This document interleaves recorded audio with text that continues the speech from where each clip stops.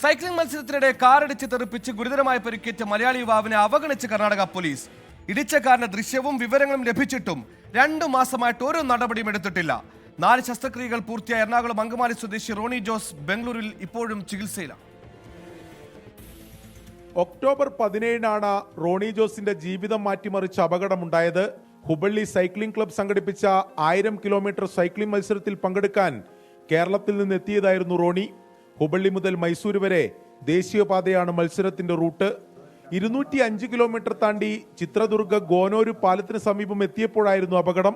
അമിത വേഗതയിൽ വന്ന car cycle ലൈനിലൂടെ സഞ്ചരിച്ച റോണിയെ ഇടിച്ചിട്ട ശേഷം നിർത്താതെ പോയി. അപകടത്തിൽ റോണിയുടെ വലതുകാലിന്റെ ചലനശേഷി നഷ്ടപ്പെട്ടു. ഇടിച്ച കാറിന്റെ ദൃശ്യം സമീപത്തെ ടോൾ ബൂത്തിലെ CCTVയിൽ പതിഞ്ഞിട്ടുണ്ട്. വാഹനം റോണി തിരിച്ചറിയുകയും ചെയ്തു. എന്നാൽ തുടർ നടപടി മാത്രമുണ്ടായില്ല. ഇത് വണ്ടി ഐഡന്റിഫൈ ചെയ്ത് നമ്മൾ ആൾക്ക് തിരിച്ച് റിപ്ലൈ കൊടുത്തു കഴിയുമ്പോഴേക്കും വീണ്ടും ഇതേ സ്ഥിതിയിലേക്ക് പോവുകയാണ്. അതായത് അവർ നമുക്ക് പിന്നെ ഒരു റെസ്പോൺസും ഇല്ല. വണ്ടി ഐഡന്റിഫൈ ചെയ്തു എന്നുള്ളൊരവസ്ഥയിലെത്തി കഴിയുമ്പോൾ നമുക്കൊരു റെസ്പോൺസും ഇല്ലാത്തൊരവസ്ഥയിലേക്കാണ്.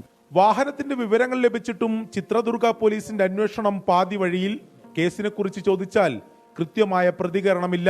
നമ്മളെ സംബന്ധിച്ചോളം നമ്മൾ കേരളത്തിൽ നിന്ന് ഇവിടെ പുറത്തു വന്ന് ഒരു സൈക്ലിംഗ് ഇവന്റിന് വേണ്ടി വന്ന ഒരാളാണ്. 2 വണ്ടികളുടെയും നമ്പർ കർണാടക രജിസ്ട്രേഷനാണ്. അപ്പം എന്തുകൊണ്ട് അവർ നമ്മളെ അവോയ്ഡ് ചെയ്യുന്നു എന്നുള്ളൊരു ചോദ്യം ഇതിനകത്ത് എന്തുകൊണ്ട് നമുക്ക് മനസ്സിൽ തോന്നിയിട്ടുണ്ട്.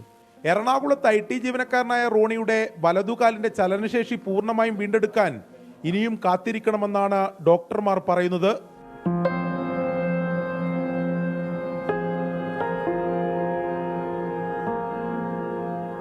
24 ബംഗളൂരു.